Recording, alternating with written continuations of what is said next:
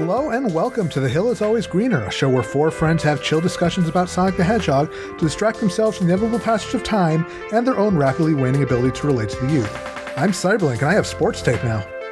I'm GameBuddy and I have the same basic personality but comically exaggerated for the medium. I'm Faulerro and I'm bulky so you know what I do in life. And God, I can't give my government name. They're watching you. They're listening to you. They are on to us. Hey, the freaking robot! Brooklyn accent! RockTheJake, I guess. Sticks the Jake. Sticks the Jake. Rock the Sticks? Sticks and Stones. Hey, Stones. That's Paper. your ship name. Yeah, it is about time that we finally started to dig in on Sonic Boom, because I know we have brought it up multiple times on this show, but we've never really done like a deep dive on Boom, the cartoon or the games or anything like that. Mostly just kind of bringing stuff up in passing. So I'm excited to actually get into this because I remember Boom is such a weird case where it was a big deal until it wasn't. Yeah? yeah. Yep. I remember like the lead up to Sonic Boom, like the famous teaser image of the shadows against the wall. Yes. And all that, and then of course like the reveal, and everybody was like, what's with Knuckles' legs? What's with everybody's legs?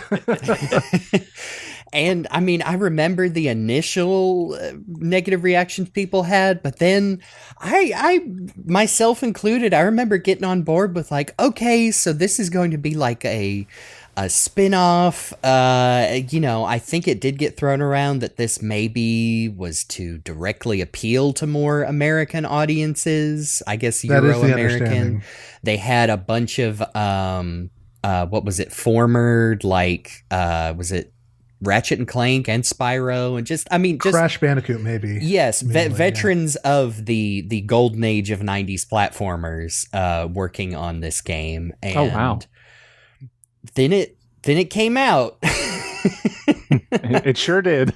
Yep. I guess before that, did they announce before the game that like, oh, and there's going to be a cartoon and comic? Yeah, they announced them simultaneously. Okay, so this was a huge, this is a big transmedia property. This will be its own new Sonic thing to exist alongside, classic and modern Sonic. Because they did, early on, people were like, is this replacing the Sonic stuff we've got now? Is this going to be like Crash Bandicoot where all the designs changed and it's worse now? Fortunately not. And we were able to accept it because it was a side thing, like the other side things we've had in Sonic, like Sat AM and the Archie comics and everything else that was happening. But the game... Yeah, and then the game which is exclusive to the Wii U that was built using a game engine that was dragged kicking and screaming onto the Wii U for development. It didn't turn out good. There's a whole story as to what happened with, Rise of Lyric and how it could have been and probably should have been a much better experience if not for, as usual, people higher up the chain just throwing them into an unwinnable situation. But yeah, that is not what we are here to litigate today. No, today we are actually looking at a set of episodes from the Sonic Boom cartoon, which I still adore dearly. But this one is interesting in that it is the only 4-parter in the entire series, the Robots from the Sky arc. Yeah, I think there are a couple other 2-parters. In fact, I'm pretty sure a couple that were part of the same 22-minute block, so... Yeah, there's a handful of 2-parters, but this is the only time that they, went double up even from that. And man, remember when you'd get a cartoon that would do that, and even though you had no concept of seasons or break for the summer as a kid, you just knew you were in for something. I think the ones that pulled it off the best were probably some of the Disney shows. I remember Gargoyles had a couple of multi-parters. And the worst was probably the animated Spider-Man and X-Men, where they would just give it the comic arc we are adapting part 6. And I'm like, okay, so we're in this still in this story. Yep. Even old Sad AM had a couple of multi-parters that were super dramatic. One which we've covered. I thought we It's did, true. yeah. Oh, yeah, it was the time travel one. Even Adventures of Sonic the Hedgehog got multiple parts. Which we also covered. Yeah, we did. We sure did. That was a fun one. I also when I put these episodes on, because I have watched all of the Sonic Boom cartoon. I really liked it when it was airing. I definitely went through this is pretty good for what it is. But watching these, I'm like, man, this show is just hits my funny bone, like in just the right, like, sensible chuckle area. Like, before we started recording, we were watching the episodes back to back because I actually hadn't seen them yet until literally just like an hour ago. And like, there's like some tried and true like comedy show things that they used in there that still made us chuckle. Like, there's a part where a car like comes to life for a second and it does the first bar of La Cucaracha really fast, but it was giggle worthy. We discussed might literally be the sound effect also used in Ed, Edd n Eddy. Sure sounds like it. And then I started going, Super Da! Sonic Boom is an interesting cartoon because you can tell it's not the highest budget cartoon. They sort of joke about that sometimes, the fact that they're using lots of sets and characters and things. You sort of like go into it looking at it in a way like, yeah, this is like a cartoon meant to be shown like all across in different speaking countries because you'll see like nonsense text on the screen, so it's easily adaptable. It is not exactly the world's like. I mean, even compared to a recent Sonic cartoon, it's not the highest quality in terms of its look, its sound, its construction. Sometimes the pacing's a little strange. They do the best they can. But I think it's still a fun little show, which is, it's a good time. It's everything that Sonic fans don't like about Sonic because it's funny. And comedy in Sonic is bad now. No, I sort of understand, but... It's sort of like, hey, you know all that stuff that you don't like in Sonic? We've isolated it to this little corner right here. It's localized entirely within this cartoon show, so you don't have to watch or care about it in any way.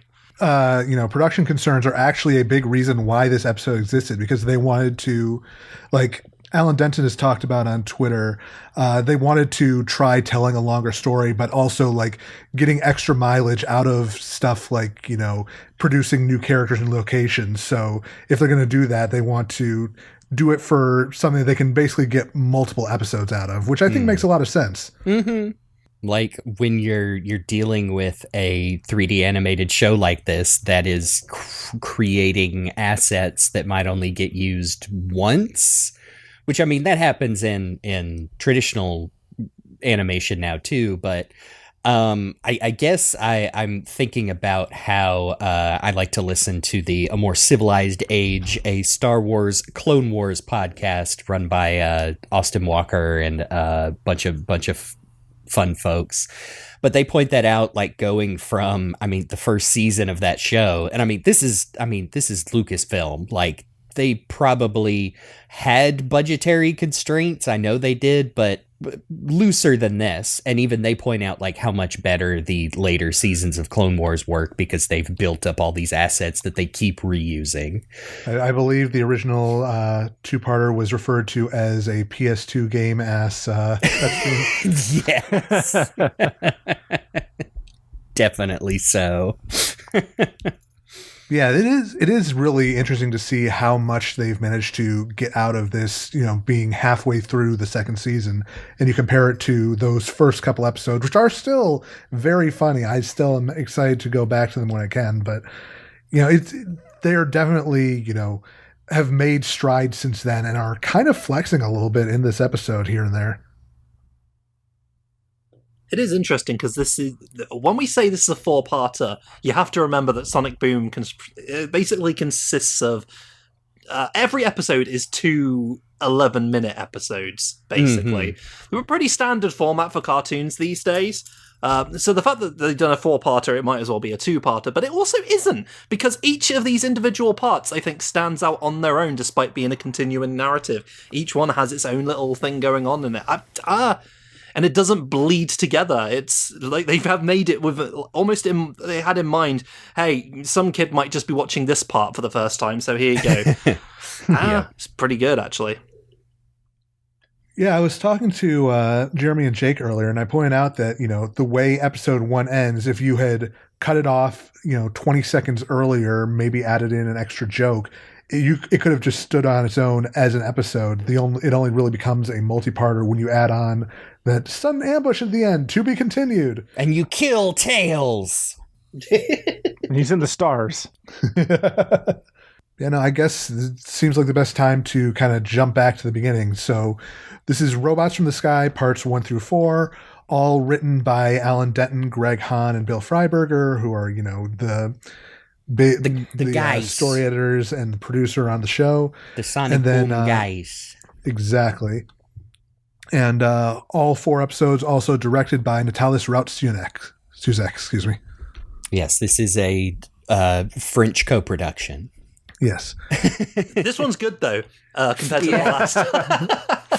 True. I know. Sorry, our Sonic Underground fans, we know you. I know. There are people who legitimately love that show. We'll get back to it eventually, I swear. We've got a whole playlist now. We are going to revisit that show in the same good humor we approached it first off, kind of.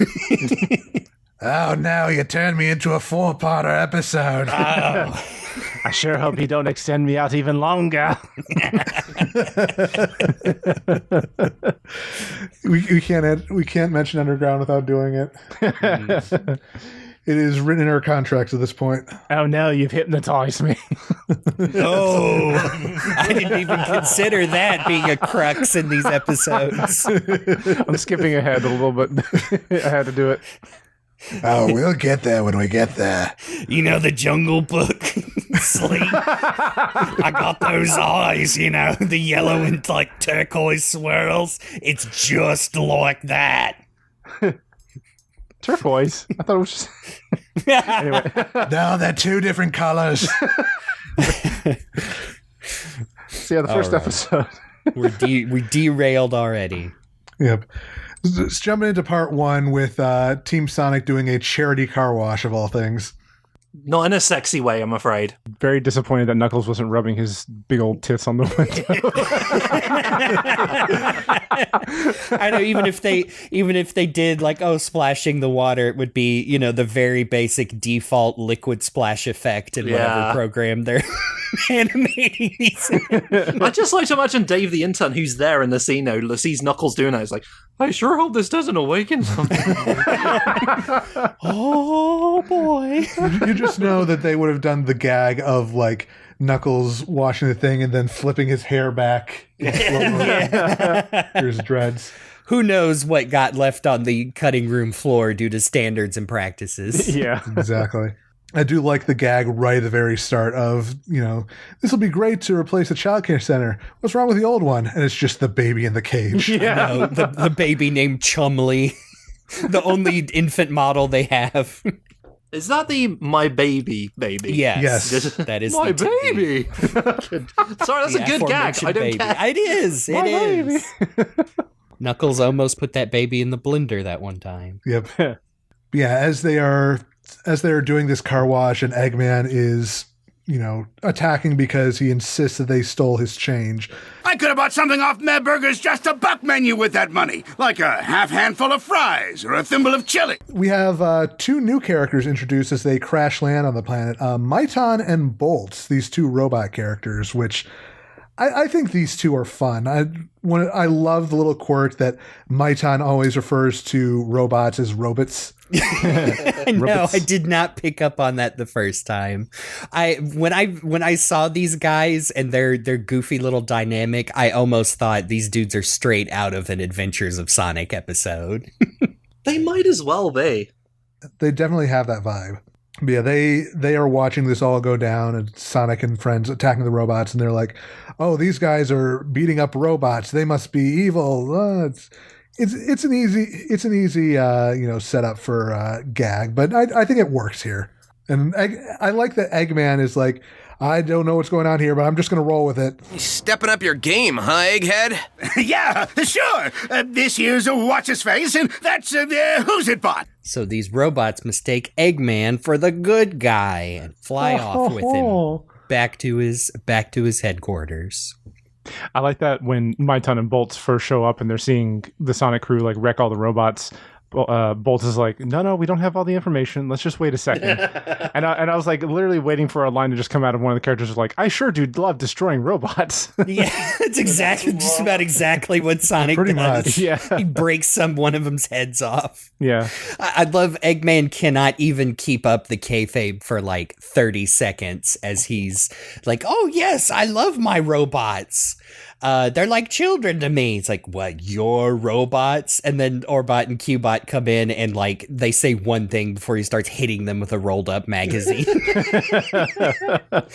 Like, I don't think you're a friend of robots at all, Doctor. This is also where we get their reveal of Myton and Bolts' home in the utopian city of Morristown. Which is apparently named after a real-life city in New Jersey near where Alan and Greg grew up. Oh, that's okay. funny. You didn't name it something like Robotopia? Or Sky Sanctuary? Hey, he said the thing. Ha-cha-cha. Hey, Sonic fans, there's your crumb of Sonic stuff in this. Now get back in your corner. Oh, they're not watching this show. Unless they hate watching it, which they were. It is fun that these robots, they're not built by anyone. They just seem to exist, kind of like Cybertronians, if you will.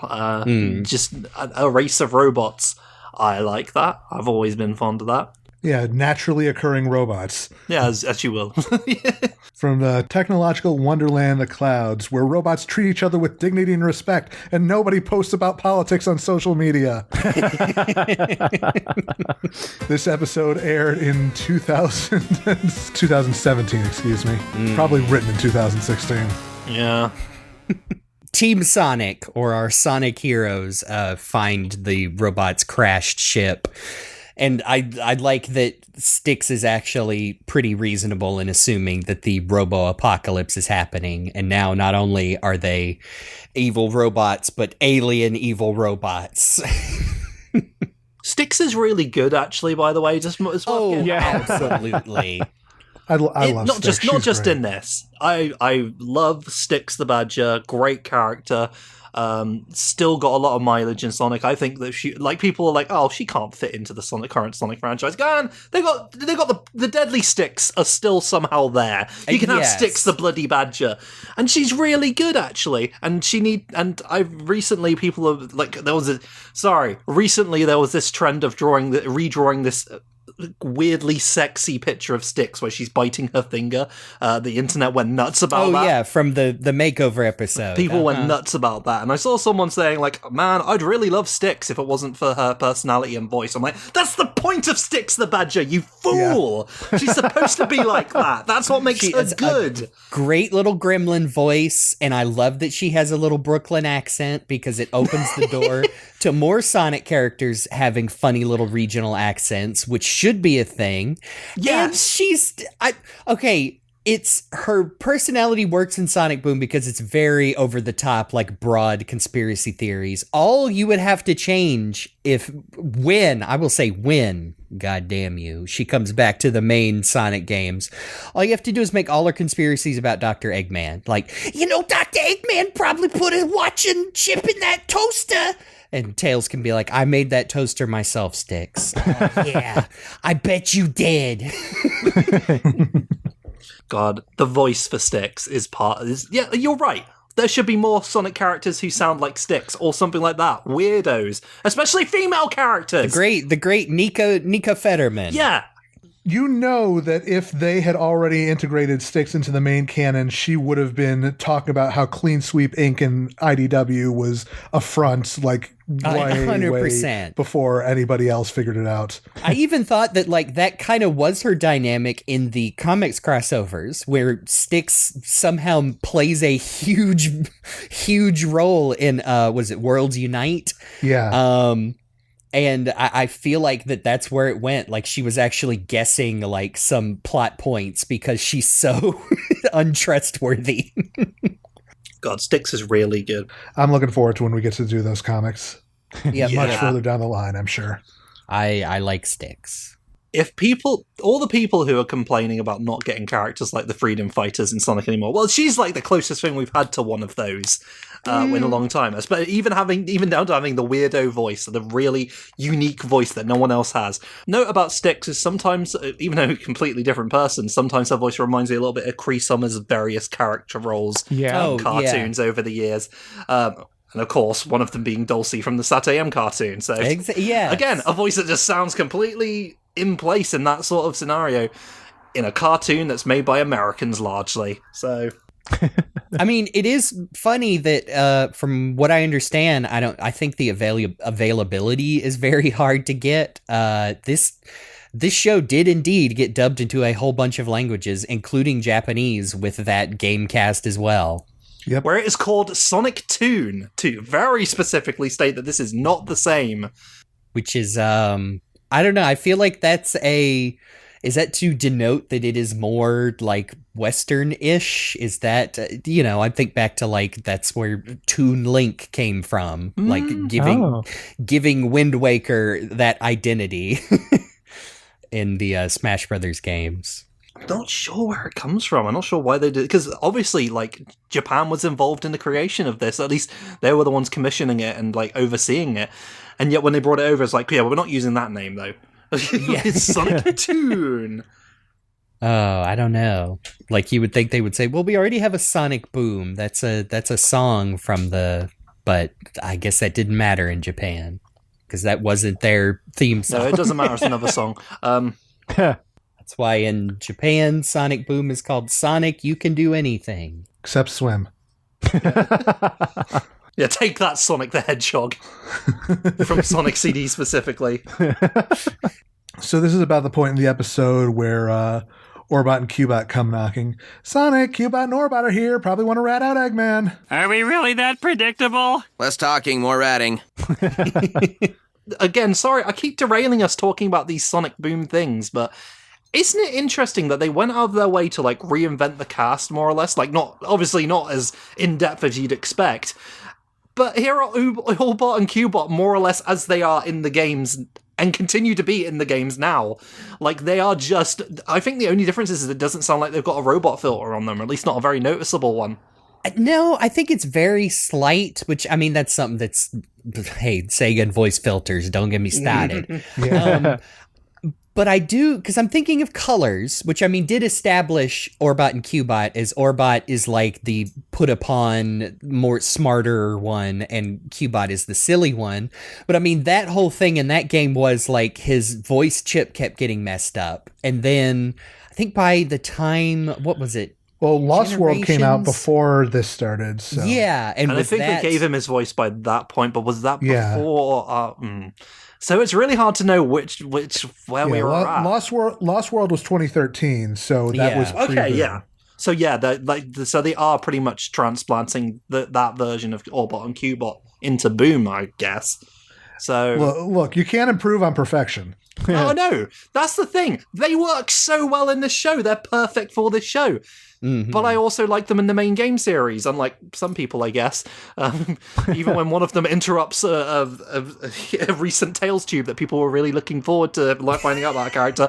Psych! Here's Orbot, voiced by Kirk Thornton, being a right goof, and actually it made it better as far as I'm concerned. Agree. Sorry to age the episode a little bit there, but... Yep, we know who Professor Victoria is now. She's very cool and does not take Tales seriously because he embarrassed himself because of Orbot. No, I really like Orbot and Cubot. I mean, I think this show took Orbot and Cubot that got like a solid beginning in Colors and Lost World and just expanded it out. I definitely think Cubot is, I don't know, it's just he's less of a super dumb guy than he is just very oblivious. And that's why you get like, yeah, he repeats things and then repeats things that Orbot said, but dumberer. And I still laugh at that. And I mean, they're my favorite kind of Eggman lackey who is put upon and occasionally does softly betray him, but will never like fully leave. I just always think that's funny when the bad guys' minions can't just be friends with the heroes. because it's like they're work buddies. Yeah. Pretty much. Definitely, and Orbot is definitely, I feel like, the most significant role that Kirk Thornton actually plays in this show, because Shadow's only here for like 5 minutes. Yes, I know. Kirk does a bunch of background characters too. It's true. He does not have a. All the cast does. That's the thing. Oh, yes, definitely. I mean, I'm sure we could probably pick them all out if we were watching them live right now. Yep. It is worth noting that it is interesting that they just brought in the cast from the games for this. And to be fair, they're really good at playing these characters, even these different versions. I say different. Modified, simplified, sillier versions of the characters, let's be honest. And they're really good at that. But it is weird that this is a whole new franchise. Like, just use the same ones as we're using in the games. We want this to be separate, but we don't want it too separate. That is a thing that I think is super, I mean, especially these days, I think is super unique to the world of animation and sometimes video games. Because at this, I'm a little tongue-tied here because I'm thinking of where, like, it usually works out and is fun. I guess the, I've not played it, but I know of the Persona 3 remake that has a brand new English voice cast for the most part, but then a lot of the original actors are there doing cameos, and that's one of those things where that is like a brand new game. Like, yes, I know it follows the same story, but I mean, it's a pretty different experience. But then there are other things where I'm like, well, why wouldn't you just use, the old voice? Because you're doing a remake or a retelling of this thing, but the characters are still basically the same. But then versus, again, something that is a full-on remake that is striking different characters, different tones, like, 2017 DuckTales. But then also, like, when they would sneak in, like, oh, it's a classic character and their, counterpart here. And I don't know, that's a big off-topic ramble, all to say that, like, I don't know exactly how to explain how sometimes that works and sometimes it doesn't. And I think it works here because this cast is really good. It does. It is interesting that this show, set in an entirely different universe, is the one that got the same cast, whereas Sonic Prime, which was set in the supposedly the same universe as the games, had a whole new cast, and we know why that is. We know it's a whole Canada thing, but it is funny that this is how it rolled out.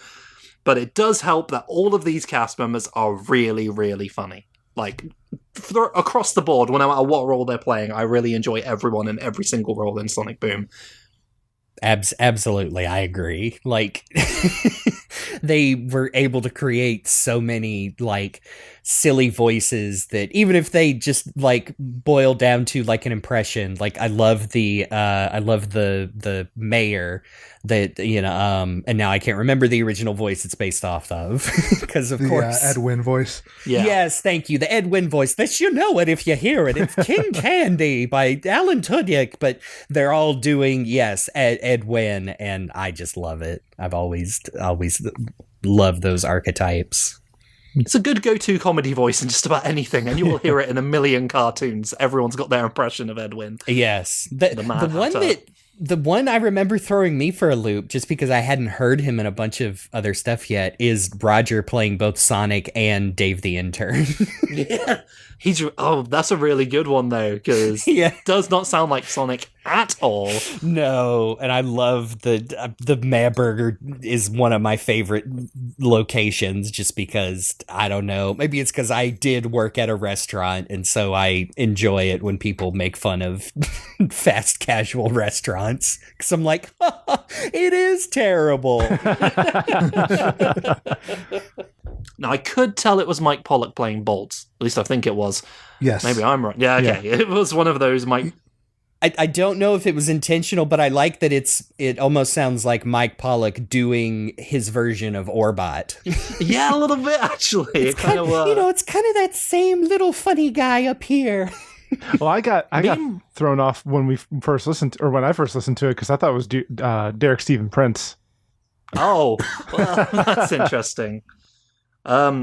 Myton is... I just actually had to look up who was playing Myton, because I did not recognize. Of course, it's Wally Wingett's Q-Bot, so completely different voices. Yep. And I made the joke while we were watching that the kind of clenched jaw approach that he's going for with the voice acting for that kind of sounds like the it really is. It sounds like the April Fool's Day, like seriously forced from Homestar. Yeah, Eggman decides to take Mighty and Bolt's hostage. The gang shows up to free them. And this does bring back another thing I really like about season 2 is that season 1, Eggman's forces were mostly just, Motobug, Crab Meat, and Buzz Bomber, the Sonic Boom variants, where by this point we've got enough different robot designs that there's a lot more variety in these fights, and I appreciate that. I really like their designs too. Like you've got some different takes on classic Badniks, but I don't know. They're very in a positive way, like big, chunky Fisher Price robots that almost remind me of like some Mega Man super bosses in later games. One straight up I think looks like Guts Man, but I really like some of these big robots. Yeah, definitely like the Guts Dozer. I love that giant cow. That was a funny episode. Yeah, we got to do the Cowbot episode at some point because that's a fun one. Because I haven't seen it. I've only watched the first season of Boom, aside from a few episodes which I watched for this podcast. So it's kind of interesting, whenever because they do callbacks in this show, by the way. Despite it being largely episodic stuff, there will be characters from ages ago will show up in these big episodes again, just because they've got them. So it's great. Team Sonic rescues Miton and Bolts. They regain their trust. We get to see Eggman's skeleton for a second. Yes. he gets caught in his own trap and gets, I believe, 10,000 volts 10,000 zapped through his whole body. But he's fine because it's a comedy show. Yeah. It's a cartoon. He's fine. So Tails and Miton explain everything. They're all on the same page. They're with the good guys now. He fixes up the ship. And they go set off back to Morristown. and like you said, the episode could have just ended right there, but then you hear, well, would you call them evil laughs, Jake, from the bushes? So the biggest laugh that I got out of any of this was, I think it was actually at the start of the second part, the second episode. Because they don't reveal who's shooting at them right away. Okay. They just start shooting and Tails dies, and to be continued. Oh man, a cliffhanger? I hate those. But I think the biggest laugh I got was just from hearing the chorus of the Q-bots laughing. They have that. Yeah, they have that doofy multiplied You do that way too well. Just right at the start of the episode, I'm already laughing really hard because of their laugh. That voice is really good, though. Sorry. Wally Wingert is Q-bot. Every appearance. He's a goofball. He's got a million of them. Also, I didn't really know about the multiple Q-bots. Apparently, that was from a previous episode, which I went to. Yeah, I didn't know either. I remember I had seen that episode, so when they came back, I was like, "Oh, that's a fun callback. I like that." Yep. When I saw one of them at an eye patch, I half expected it to do the pirate voice from Sonic Colors. Yeah. No, not to be. I got thrown off because one of them had like curled hair, like black curly hair and stuff like that. I was like, is that like a Rastafari Q-bot or something? No, that's Cute Bot, apparently. The Cute Bot. The girl one. Oh, okay. Like every group needs a Smurfette. Yeah. I do I can't tell if it's just part of the joke, but there are a couple of dialogue bits and even animation where I think oh, I wonder if they had to put this in because, for the kids, where Tails says just smash the self-destruct button on the top of their heads. I'll put them back together later. Yeah, it was funny because as soon as he said hit the self-destruct button on the head, I was like, how's that not hurting them? And then he says, I'll put them back together later. I was like, oh, okay. There's some shots later where Sonic and Tails are dogfighting in the plane with some other robots, and they always show the robots ejecting before their ship is destroyed. Don't worry, I can see their parachutes. Precisely. And I wonder if there wasn't I wonder if there wasn't a joke pitch where they're like, okay, and the robot ejects, but then as he goes like 30 feet out, he explodes anyway. Had to be cut because of standards and practices. I mean, that's the thing, you know, you can do whatever you want to robots, and S&P is totally fine with it. You know, all of us remember back in the days of the original Ninja Turtles cartoon. Yeah, like, it's Samurai okay Jack. to completely murder these guys if they're robots. That's the only way we can get away giving the main character 2 katanas, I guess. By the way, that self-destruct thing is a good bit. It is from the original episode too, because there's this one bit where all the Q-bots are asking the main Q-bot some questions, and one goes, "What does this self-destruction button do?" And he just presses it and explodes. Let's find out. You know, now I'm thinking it might have been all planned because they do have another robot later who's talking about a flashback where you see him literally explode on screen, and then he starts talking like, and then I waited for you to rescue me. And he's floating in space like, wait, what? How did that? Oh, that's the joke. That's the joke. He exploded but got better on his own. Yeah, because I watched the episode leading to that. Yeah, that character did not get sent to space. He died. But for the purpose of this story, he went to space.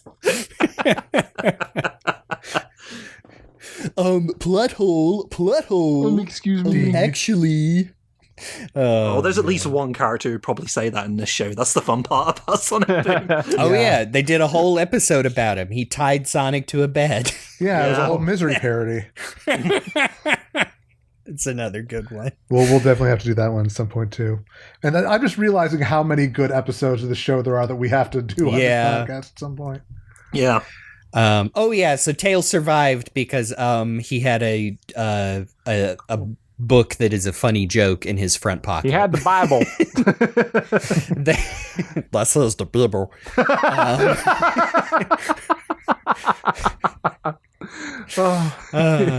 So Tails is going to take the disabled Q-bots and see what's got them all worked up. And then they cut to Eggman in a bubble bath with Orbot and Q-bot keeping him company.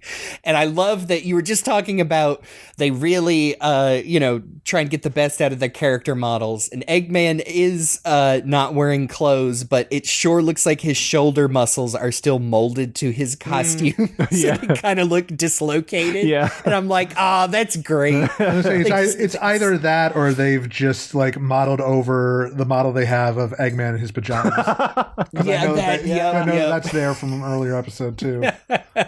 I also mentioned like when he's in the bath and he's moving around, the bubbles don't move. I was like, those are some stiff bubbles.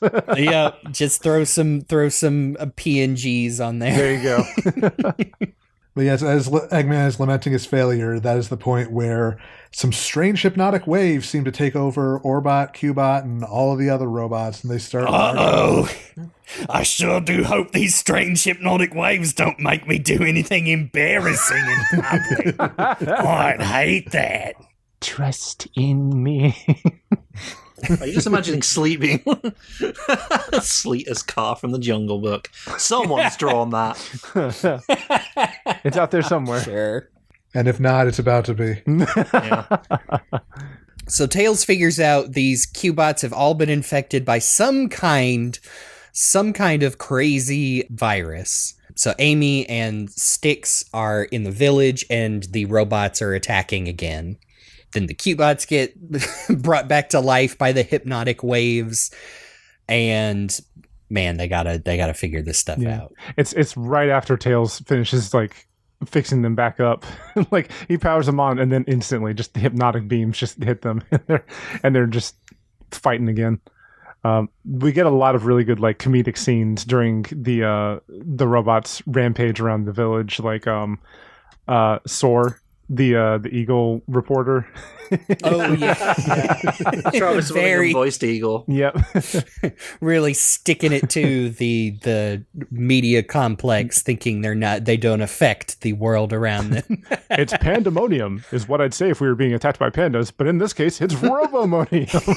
It's so goofy, stupid. I love it. I feel like he's just doing a full on like Tony the Tiger with this guy, and it works. This so Travis much. Willingham as Soar the Eagle. Yeah. Yes. He started off as like a life coach character, and now he's just he's a reporter now, and he's doing the news. Yeah, and he's like a douchey news anchor. Yeah. Especially when he's like reporting on an old lady like 2 feet in front of him who's being mugged by a robot. He says, "Ma'am, care to comment? Don't just stand there, help me." Oh, what a sad world we live in, where this poor old woman could be brutalized by a senseless robot violence while people just stand by allowing it to happen. Tisk tisk, society, shame on you. And then they walk away.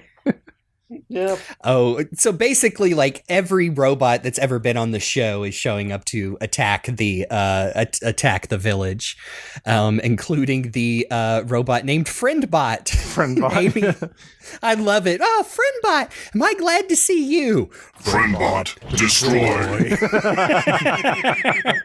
He's got a great personality once you get to know him.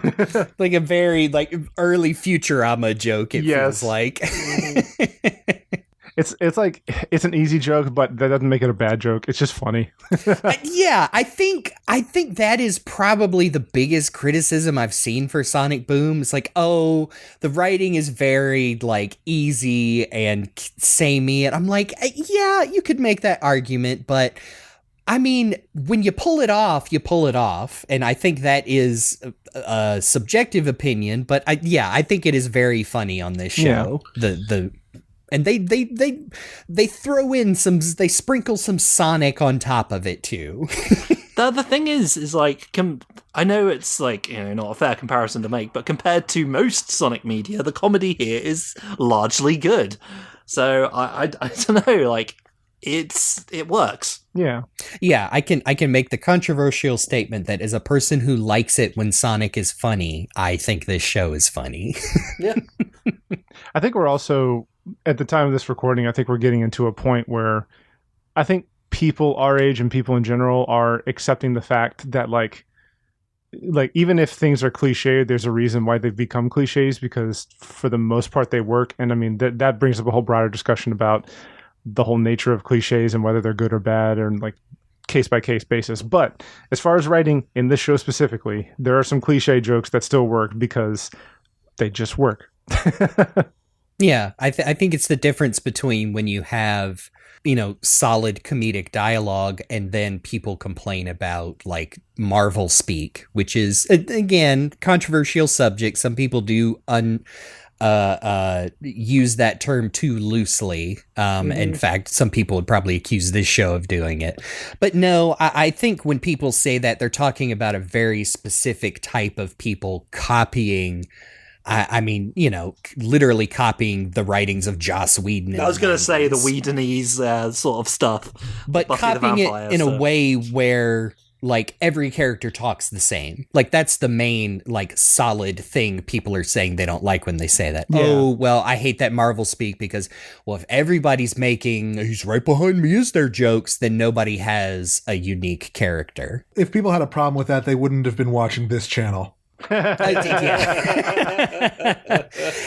all that to say that, like, I don't think this show, like, which is for children, written by comedy writers, falls into that, because the most solid part about this show is how the characters still are themselves, even if they are exaggerated. Yeah. Like, that's why Boom Knuckles does not really bother me, because I understand he's like, oh, this is how dumb like people actually think Knuckles is when they exaggerate, or why it works because he's dumb on purpose and it's not a Flanderization of his established character like it was in the early 2000s. Man, I don't know why I hopped up on my pulpit there and have to defend Sonic Boom. I think I gave you just kept going. I think I gave you a soapbox with the cliche discussion, and then you were just like, yeah, let me say some things. Let me take a verse. Sorry, everyone listening to this. The problem is we all like Sonic Boom, and so we're going to say as much. It's one of those things where we really like the thing, and we're going to comment on the fact that and positively about it, because I don't know. It's a good show. Like, say what you will about the franchise in general, whether it needed to happen or not, it probably didn't. They made something good out of it. And by that I mean this show. It's fun. And I mean, if it's not your bag, it's not your bag. Yeah. That's about as negative as you could be, and I think that's fine. Yeah.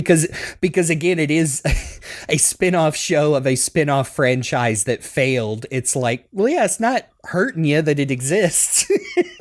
It failed in the long run. Like, at first, I think it did all right. I think lots of people saw it. It definitely drew more eyes to Sonic, and maybe it gave people the wrong impression of what Sonic actually is. But hey, this isn't what it's supposed to be, what Sonic is. Even though it was meant to be bringing more people to Sonic. Oh, whatever. These sort of weird corporate strategies they come up with don't make sense. I just like when the result of which is good media. Sonic and Tails head towards Morristown and then get drawn in by the tractor beam like a Star War. And then there is your second cliffhanger. Go see a Star War. To be continued again? The nerve of these writers! There's actually a lot of action in this episode. Yeah, by the way. They have like a whole dogfight in the plane against these, sentry ships or whatever. Some obvious, like Independence Day, Star Wars. I think Tails literally says, "I've got to get me one of these" when they get the ship functioning. And I did check.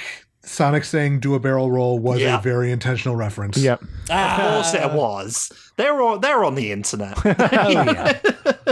And then Tails does that version of the barrel roll. Yeah, where it's not actually a barrel roll, as we discovered. I murder you. Yeah, Sonic and Tails very sassy in this episode.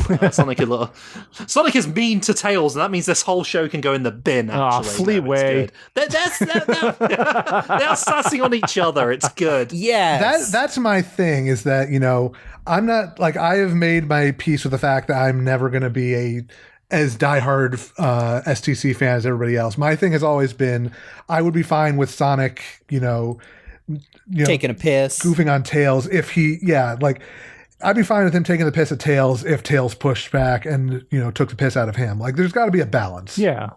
I mean, that is why, like, overall quality aside, and despite what the fandom will crucify me for, I'll never be mad at their dynamic in Colors especially, but Lost World as well, because I like it when they act like little brother, big brother. Yeah.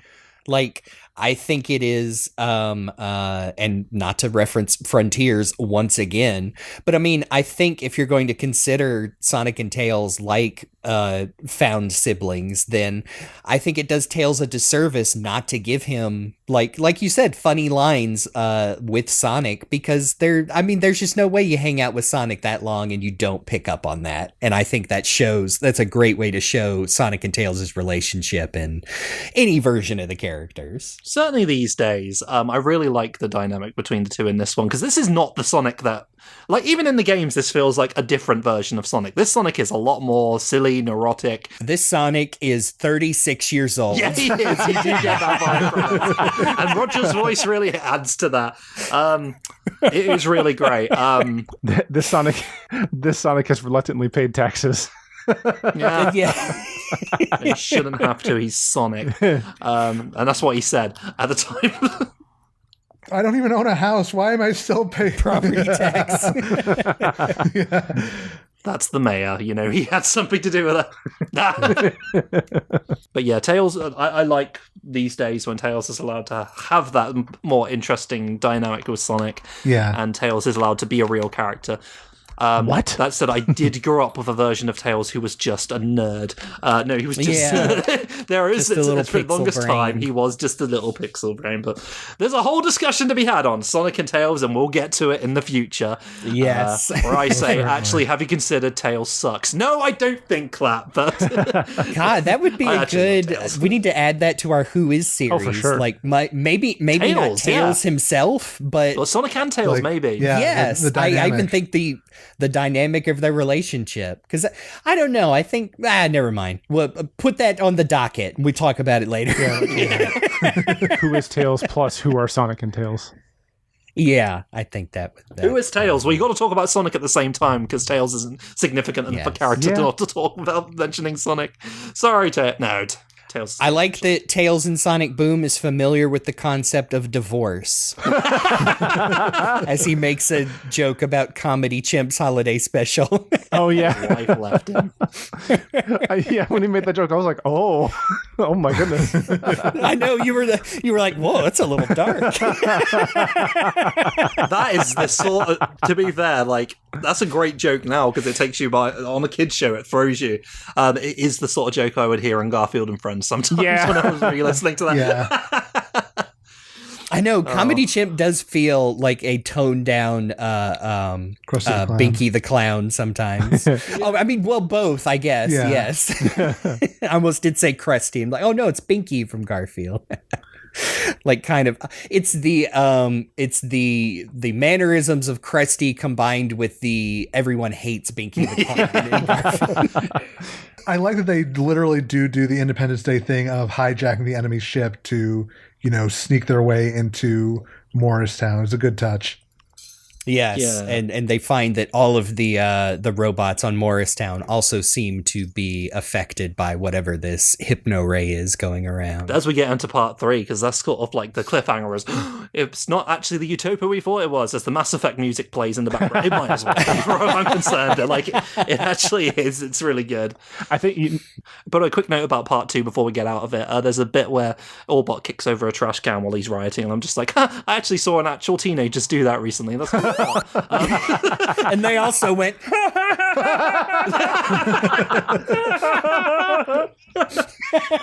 They might as well have. No, that's you for rebellion as you start laughing like Cubot while you knock things over.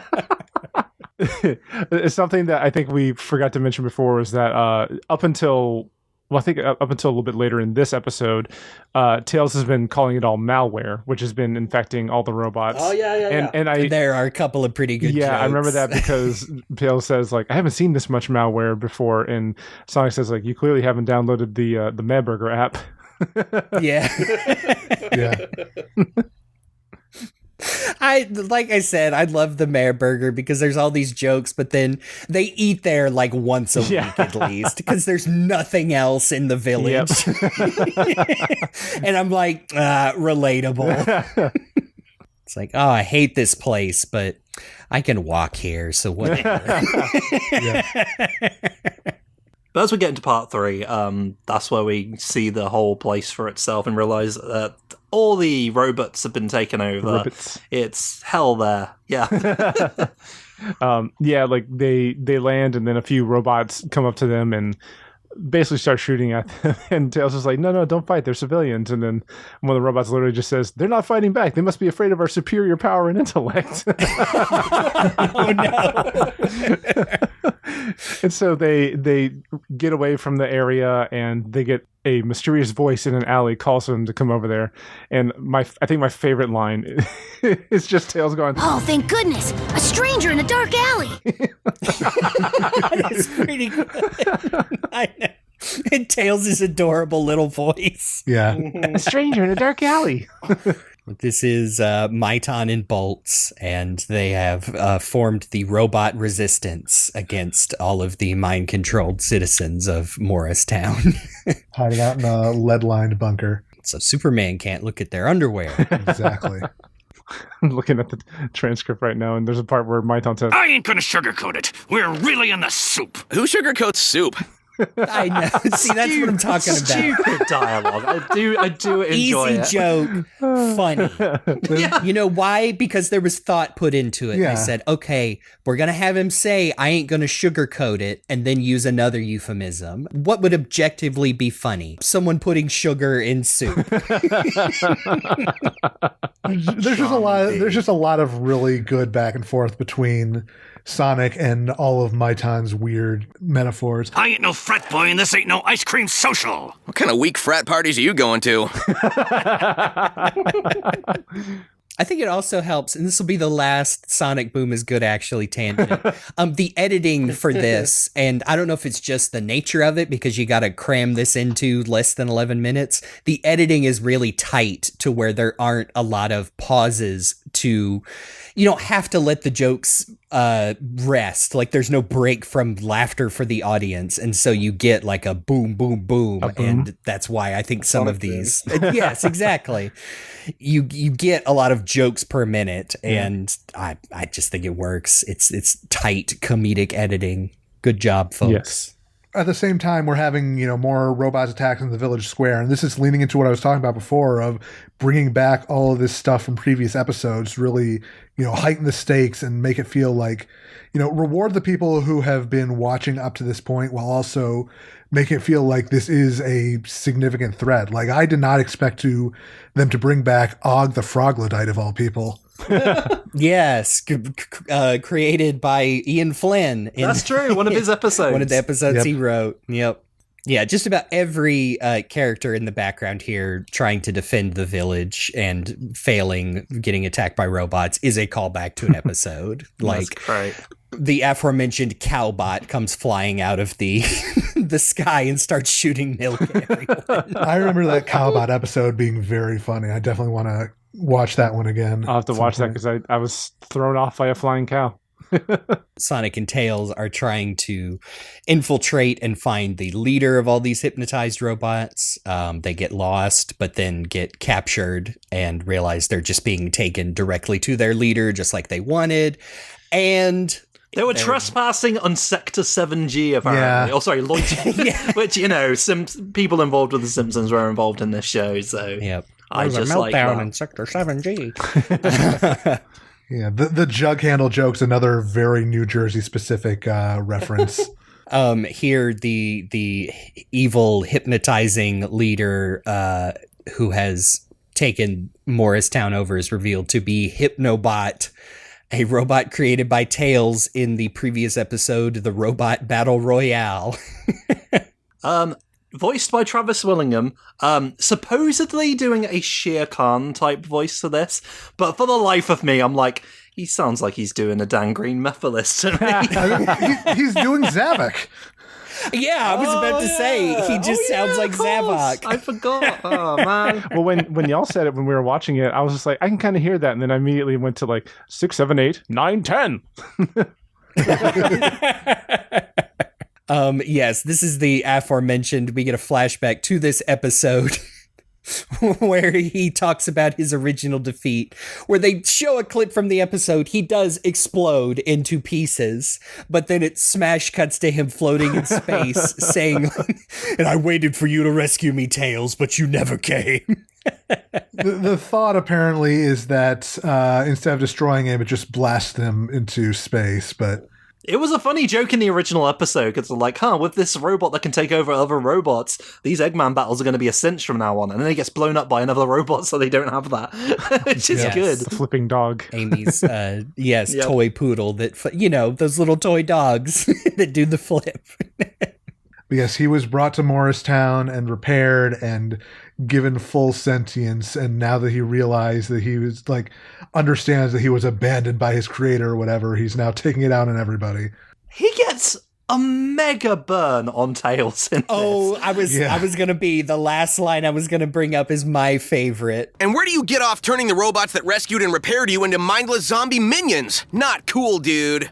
I lost all hope of being cool the day Tails built me in his image. Aww. So, Jesus Christ. And the Tails does the most sincere little aww.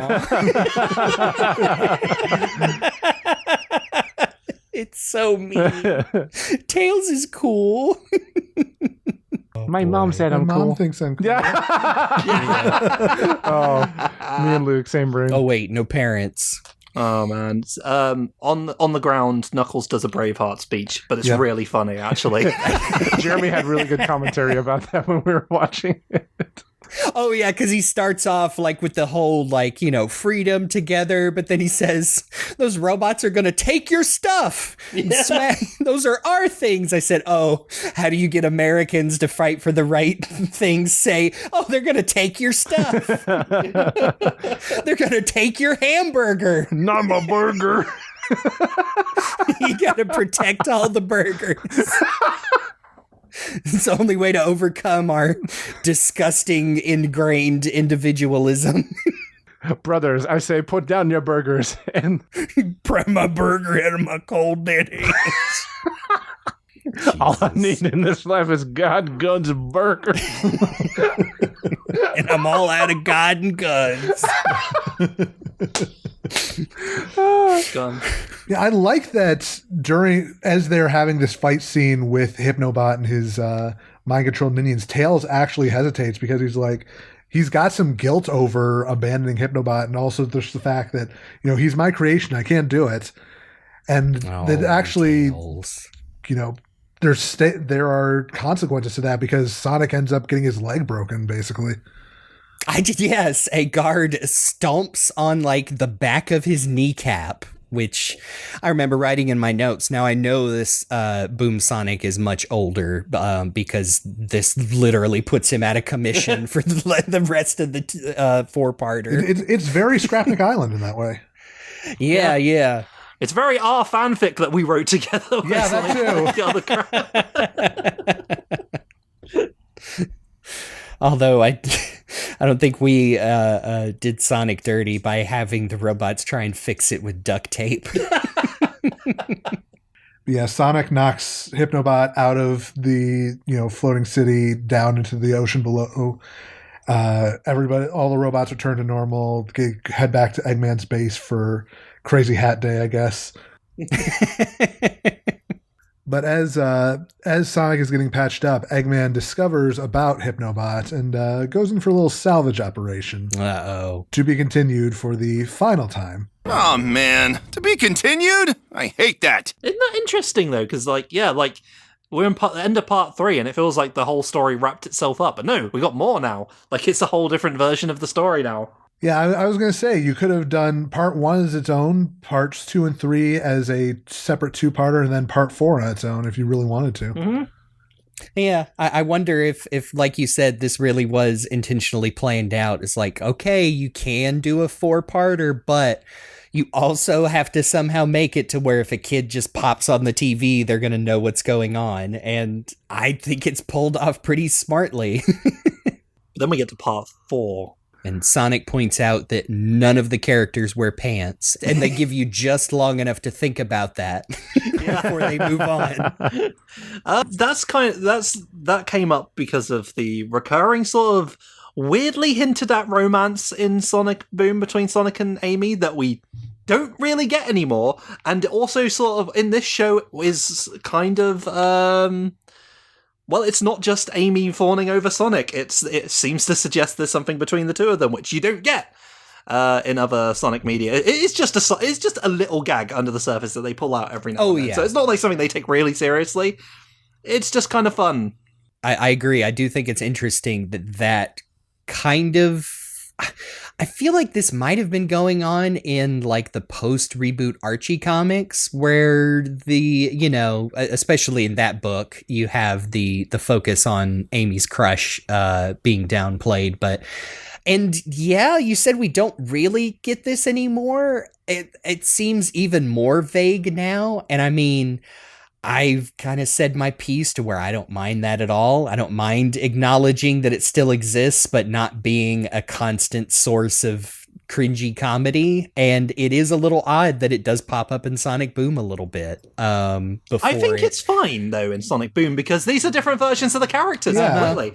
It's this version of Sonic could settle down. In fact, he probably should at some point. He looks like he's getting on a bit. Unless you're a Amy Stick shipper, I'm sure they exist. Oh, you know it. 100%.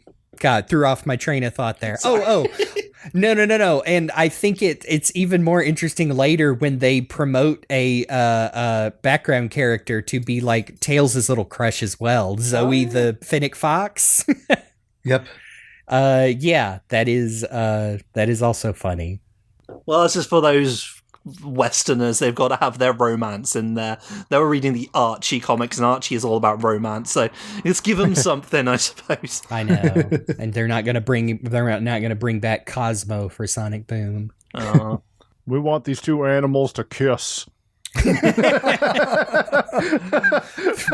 you've done it! You've distilled shipping down to its bare essentials! Writing down, we want these two animals to kiss is the title of the episode.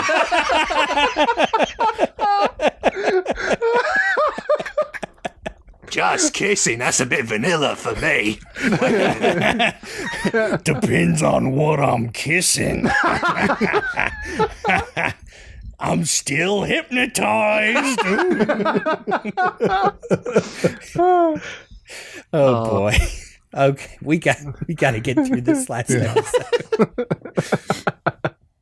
Part 4, Eggman pulls Hypnobot out of the water, brings him back online, and they do their evil villain team up thing with a Step Brothers reference. Yes. Yeah. Yeah, it's just as everybody, is thinking that, the worst of it is over and, it's cleanup has started, suddenly all the robots come back online, start attacking again. We're into a whole other set of fight scenes and everything, but this time Amy, Knuckles, and Styx decide they're going to go to Morristown because they know, okay, something must be going on. Thinking that they are completely out of the woods, Bolts is giving Sonic and Tails a proper tour of Morristown. Funny reference to there's a lot of asset reuse in Morristown, so all the buildings look alike. And then Hypnobot flies back up, pointing out he's now new and improved thanks to Eggman. He's got pew pew lasers now. And hot damn, Cowbot's back for one more appearance. That's what we're really here for. And Cowbot releases combatants from its udders. Yeah, the first robot that comes out was a crab, and I was just like, oh, that cow's got crabs. Don't think about it too hard. No judgment. I like that, again, they're continuing to up the ante by finally, actually having Myton get controlled by Hypnobot as well. Yeah, Bolts and all the fleshies hide in the bunker, and this is when they come up with their big plan. They need to create new robots that won't be affected by Hypnobot's mind control. Cyborgs with organic brains based on the team. Yeah, sure. So they take hair samples of all of Team Sonic and create very cool looking robot. That's right. They created clones. the grim versions of all the Sonic characters. Yeah. And no, this is good actually. Yeah, these actually look really good. They look like DLC from a video game actually. Yeah, I would love to put these skins in a mobile game or something. I know, speaking of mobile games, I meant to mention, Styx has hope because Marine the Raccoon just got added to those mobile games. And oh, yeah. I know those mobile games are dubious in how they affect the main continuity, but she's there. She is not dead. Styx was already in Runners back when that was a thing, so it's and the Olympic Games, so... Yeah, Marine and Styx are just a few points removed, I suppose. Lots of people thought she was Marine when she first got announced. Yeah. I think they would get along. I think Marine also has a fun, big personality and would take everything Styx says seriously. They would be great together. And Styx would take everything, all the shit that Marine says seriously. Other dimensions? I knew they existed. Sorry, it is kind of funny to me that I'm glad that this means Marina's alive again, because up until now she's just been in another dimension and not in that early Dragon Ball dub kind of way, which means she actually is dead. I want to find out why she can do a water Kamehameha. Right, still don't know. That story still needs to be told. These metal Sonics look really cool. Team actually. Cybonic, as they are called. Yeah. Because, I guess they do have, a brain stem or something. Yeah, organic parts that make them immune to the mind control. It is interesting you say Metal Sonic, because I did look up, and they had thought about putting him in there as one of the mind-controlled robots at one point, but they decided, this episode's already pretty heavy on villains, and we wouldn't want to just, make him just a cameo in a bigger crowd scene. We'd want him to have something real meaty to do, which admittedly they do because they bring him back a couple times, but that is for another episode. Sorry, just worth noting, isn't it funny that Metal Sonic in this show is just Metal Sonic? Yeah. yeah, except his legs are longer. That's just to compensate for the fact that that Sonic is longer legs. Is just Metal Sonic. They were just like, no, you're just having Metal Sonic in the show. That's it.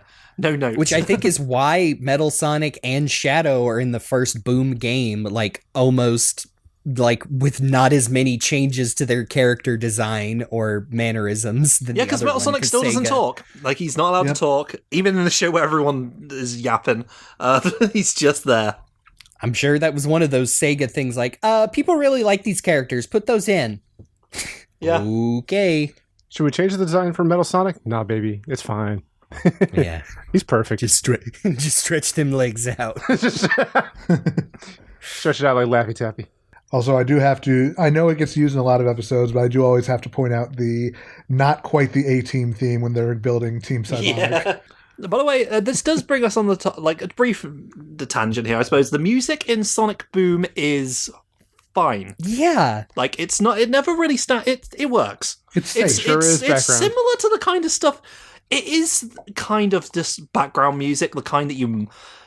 Sometimes it does remind me of the Sonic X stuff, like the 4Kids stuff, but like it's not in your ears all the time. You know, it's similar compositions. More subtle. Yes. Yeah.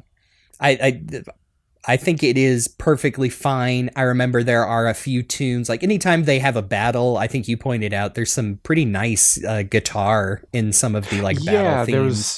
The one point where I noted it was, I think it was during one of the sky fights, and I heard like a particular chugging of the guitar. I was like, oh, I like that riff. But they get fun with it in this last episode where there is like a fake synthesized choir like during these battle scenes. Yeah. And so you're getting like this, funny epic battles out of Sonic Boom. So yeah, I think the music's fine. I think it's speaking of Simpsons, something I say a lot, it's perfectly cromulent without being, like you said, too like bad Looney Tunesy. Every moment has a sound like 4Kids scores tend to do. Like, some of it is a little bit like sort of like, where you'll hear like an orchestral sting or something go when something's happening, and it's fine. It's just basic like helping illustrate the action happening on screen. It's not all the time, though.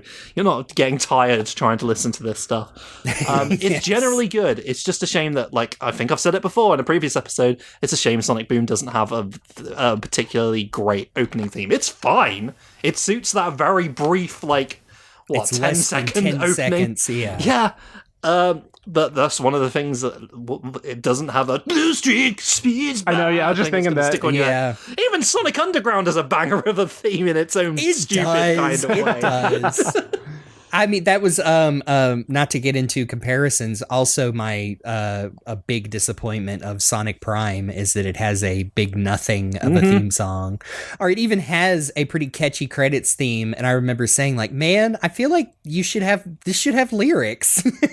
I guess that it's because Sonic, even back when you go to the shows and now the games, are famous for having like character themes. So when that's missing in Sonic media, we talked about the live action movies, it's just a felt absence. Well, I think it's a general like trend of moving away from like lyric based theme songs in general, because like I think of like, Teenage Mutant Ninja Turtles, like that's a very catchy song from the original TV show, and then Power Rangers had that, and like a lot of shows back then had like really catchy lyric based things, and nowadays Shooky Levy doing a lot of them back in the 90s, like I think you have I want to say it's pretty split now between just instrumentals. I'm trying to think of some recent cartoons, like the Owl House, I believe, has a very nice instrumental theme that like the gorgeous animation is carrying. Amphibia, similarly. Some of them are really good. But Steven Universe, Adventure Time, but then Regular Show also had Regular Show just has sound effects. It's great. Ghost and Molly McGee, also fantastic opening, like performed by, let's be honest, Master Shake and Alice Ashley Birch. So, which is how I think you are correct, Jake. I think children's animation or programming is where the theme song will always be there. But then you even license songs, like you don't have shows having like, oh, it's the Friends opening. Like that is a very famous Friends, Scrubs, going back to that era. Even when you get intros, like Severance has a very cool intro, but it's an original piece of music. I remember being surprised that Yellow Jackets has a full like 90-second length song written for that show, and I remember being very surprised because I'm like, hell yeah, bring back intros. I think part of it is like Jake saying that we're moving away from that, and I think partly is in the case of Sonic Boom, this is a show that they're trying to ship out all across the world, isn't it? So if you don't have a lyrical opening theme to have to translate or localize, and you don't have to make Sonic X, Sonic I was X. just thinking of that, yeah. For the Jetix audience across Europe. Naruto! Hey, that's great. I will not hear a single word again from that Naruto theme. Sasuke, he's pretty cool. Sakura, the beautiful. Naruto. So back to our episode, our cyborg. Oh yeah. Cyborg Team Cybonic is mopping the floor with all these guys. This is actually a pretty cool moment where Sonic's leg is still hurt, so he gets knocked out again, and Hypnobot is about to blast him with his new Eggman laser, and there's a nice like slow motion Tails saves the day by swooping in and knocking off the hypno part of Hypnobot, freeing all of his captives immediately. Thank goodness. Also, don't think I didn't notice Knuckles saying, "Who says I skipped leg day?" Oh yeah. Yeah. When the hypno beam like got knocked off, I was just like, oh, I guess that was like a load bearing hypno beam because oh yeah, he does just fall over dead, doesn't he? Hypnobot. I mean, he's just bought at that point. I like in our epilogue here, the Team Cybonic decides to stay in the robot town to make sure this never happens again, which is pretty cool. Very important. They finally took Sonic's advice and renamed the town. It is no longer Morristown. It is now Roboken. Again, another New Jersey joke. Yep. Oh, very funny. Yeah, it's good set of episodes, and I believe that Roboken actually comes back a couple more times before the show ends. Oh, I want to say there's 2 other episodes it shows up in. This episode also ends with Knuckles being on the vibrating chairs, which I forgot to mention. That's one of the cool things about the ship that they're on. It's got a vibrating chair, which means you get to hear Roger Craig Smith making some very interesting noises. Yeah. I'm sure some people rewinded that part of the episode a few times. Yeah, I was glad to revisit these episodes. I think they are still really solid overall. Yeah. Yep, I agree. Like I said at the beginning, like I liked Sonic Boom. I wasn't sure. I have not gone back and watched any in a long time, and I ended up just really enjoying my time with these. Was happy to rewatch them with y'all. Yeah. And for my first time watching these were definitely fun ones, like a lot of really good jokes, and like, to be fair, I've seen a decent amount of Sonic Boom, but I can't say for certain that I've seen like all of season 1, all of season 2. The last thing I fully remember seeing was, I remember a friend and I were watching an episode, and it was like Sonic and Eggman in court, and just like all sorts of like wacky stuff was happening. Yeah. And like we had to pause, and we were just like, what are we watching? That's another good Again, one. that's Sonic Boom for you. Yep. Thankfully, one of the Sonic shows that has gotten a proper full release in multiple formats, and you can pick up a really nice full series Blu-ray with artwork on the steel case by Adam Bryce Thomas, I believe. Yep, I've got that steel book. It's real nice quality. Nice. It's a little sad that that's probably like the last bit of official Sonic Boom anything will get acknowledged, but it looks really, really good. Like I'm looking forward to going back to Sonic Boom more, which I'm sure that we will probably be doing over the next year or two in particular, just to because like I think A, I just want to watch more funny cartoon episodes, but B, I'm interested to see how we end up feeling about particularly the games going on, a decade from when they first came out, see if, maybe they got more of a harsh reception than they necessarily deserved, except for Rise of Lyric. That would deserve it, even if they got a raw deal. I digress. I also just remembered that I have a promotional poster for this 4-parter that I have I got at a convention years ago.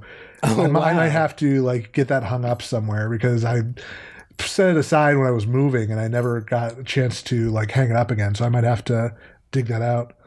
Yeah, good set of episodes. I do kind of wish that they had gotten to do more longer form stories like this. I think for as tightly packed as the average Boom episode is, and how heavily they rely on that 11-minute runtime, I think that they did manage to pull off doing a longer story pretty well. Yeah, surprise. I mean, I suppose it shouldn't be surprising. These guys know their cartoon writing. Exactly. They're no novices, but it is good. Sonic Boom is one of those shows that people just sort of dismiss sometimes because of the fact that it is kind of a gag show, and they don't realize that they actually did stuff like this, and they did continuity, and they referred to things that happened in the past, and they built up its own little unique world and we see that here because there's lots of callbacks to previous episodes in this. And yeah, Sonic Boom's little world, let's be honest, as far as I know, a lot of the stuff that happened in the game doesn't really get brought up in this. They just rely on the stuff that's in the cartoon for the most part, and that's fine because I like this little world that we got here where it's just stupid. Intentionally stupid. Almost intelligently stupid. Stupid or murder. Sorry, I watched a previous episode with Knuckles in it, and they did that joke, and I'm just like, God, I miss Travis Willingham and Sonic. Obviously no offense to Dave B. Mitchell, who's playing Knuckles now. He does a great job, but I do miss hearing Travis Willingham in Sonic because he's really funny, actually. Yeah. I knew him first as Roy Mustang, and from there on, I know him as just a surprisingly really good comedic actor who plays this specific version of Knuckles and all the other roles he's got in this show very well. So that's Sonic Boom, Robots in the Sky. Yeah. There sure were robots that were in the sky. Checks out. And also on the ground. There were robots on both planes, actually. That's very impressive. And there were robots in planes. No, actually, there were ships. And at least one time a robot was in the water, so you get all, land, air, and it covers all of the elements. Yeah, cover all bases. Yeah, that pretty much brings us to the end of our episode. We will definitely be doing more Boom stuff in the, coming however long. But until that point, you can find me all across the internet. There are different places at CyberLink420. And you can find me on Blue Sky as jeremybaker.actor and around the internet as GameBuddy, sometimes with a 123. You can find me all across the internet at Faulerro. That's Faulerro, and I'm doing that as a bike goes by, because of course one did. Right, as I'm trying to do this, there's always a bike going by for some reason. It was Hypnobot. Time for Jake to animate one in the background of this episode. Hypnobot controlled that bike to drive by. Oh, I knew it. The cucaracha. Oh yeah, and I also love Faulerro's jingle, as always. You can find me on OnlyFans as CyberLink420. And I'm staking out that name just so you can't take it. You can find me on the socials as RockTheJake, and you can find me on Twitch as Mr. RockTheJake. Special thanks, as always, go out to Amy Waters for use of our theme song from the album Gotta Go Slow. You can check out more of her work on YouTube and Bandcamp, and please remember to subscribe, review, share the show, all that good stuff, because we love doing it, we want to keep doing it, and you helping get it out there makes it a lot easier for us to do that.